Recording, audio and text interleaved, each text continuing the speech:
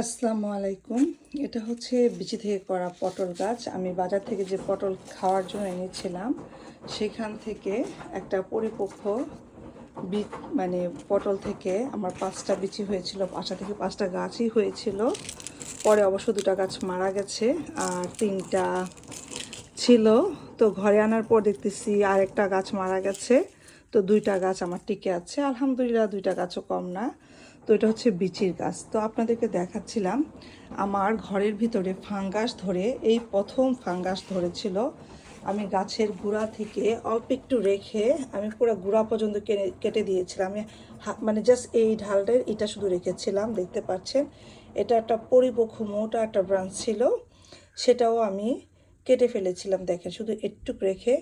আর এখন যতগুলো শাখা পোশাখা বেরিয়েছে সবগুলো নতুন লতা বেরিয়েছে, দেখেন, মাশাল্লাহ। কয়েকদিনের মধ্যেই দেখেন এত সুন্দর করে হয়েছে, লক লক করে উপরের দিকে উঠে যাচ্ছে। এগুলো হচ্ছে সব নতুন ঢাল, যেগুলো মানে আগেরগুলো যেগুলো আমি সব কেটে ফেলেছি।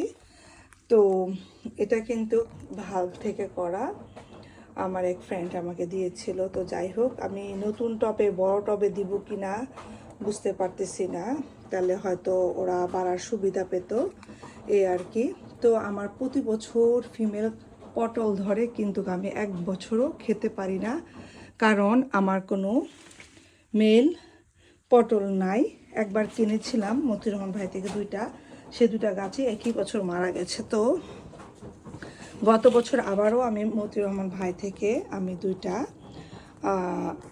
ব্রাঞ্চ নিয়েছিলাম। মাশাল্লাহ, গাছ এত সুন্দর হয়েছিল বলার বাহিরে, আমি কি বলবো, বলার বাহিরে এত সুন্দর গাছ হয়েছিল।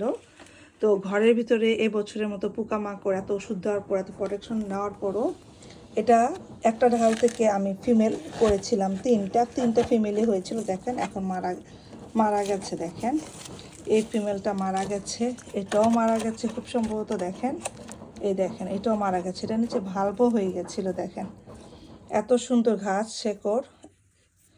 এই রুটটা এখনও বেঁচে আছে, একটু রেখে দিই, দেখা যাক। তো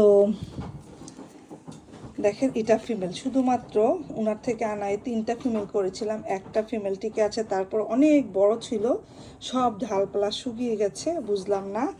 আর এটা হচ্ছে মেল, দেখেন, আলহামদুলিল্লাহ। যদি এবার গাছগুলোকে আমি, দেখেন এটা হচ্ছে মেল, এটাও আমার মেল, দেখেন মেল 2টা করেছি, আল্লাহর রহমতে 2টাই বেঁচে আছে। কিন্তু বেঁচে থাকা না থাকা সমান, এত হেলদি গাছ কিভাবে এরকম হয়ে গেল সেটাই বুঝলাম না।